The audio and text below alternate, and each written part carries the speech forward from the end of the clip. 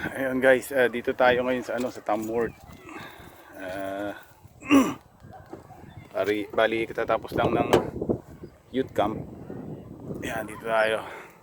Nag-sort out lang ng mga things kasi magjo-join tong mga magsi-swimming tong mga kids, tong mga youth.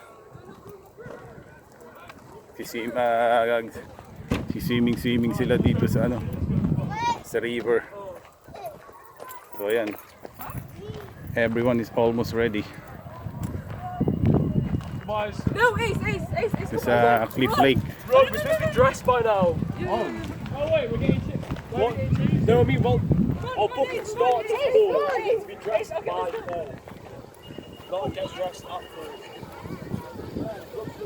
So ayan, medyo nalilate na mga youth.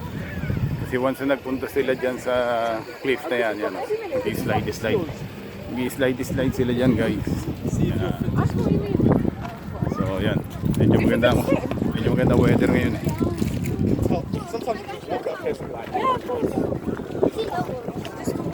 So ayan na sila.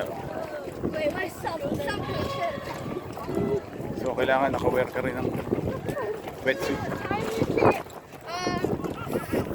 Showtime.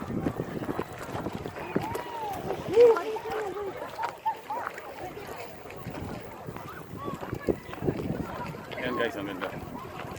May ganyan na rin daw tayo sa Pinas, sa Subic. At mas malawak pa daw dito according to sa friends kong Pilipino na nakapag-holiday sila. Last year sila nag-holiday. Punta sila ng ganito. Exactly like this din. Pero mas malaki ang mas marami. Mas madami dito. Sarap dyan guys. Kahit di ka marunong mag-swimming kasi naka-life jacket naman. Pwede kang magbabad dyan, mag-jump dyan. Pati doon sa top na yun. Galing.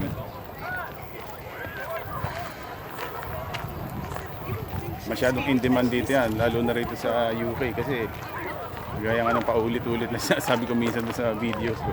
Napaka-rare ng summer dito. Kaya ayan. Parang isang campsite kasi ito. Ayan. Parang ganyan guys.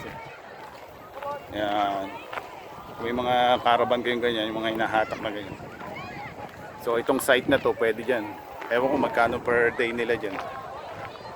So pwede kayong mag-stay dyan for 5 days, for a week. Parang camping kayo dito. Tapos may amusement sila na ganito. So ayan.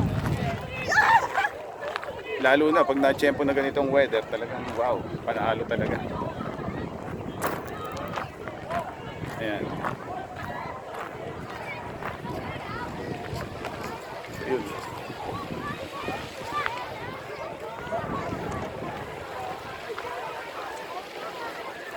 Ang galing. Cut mo natin yung video guys.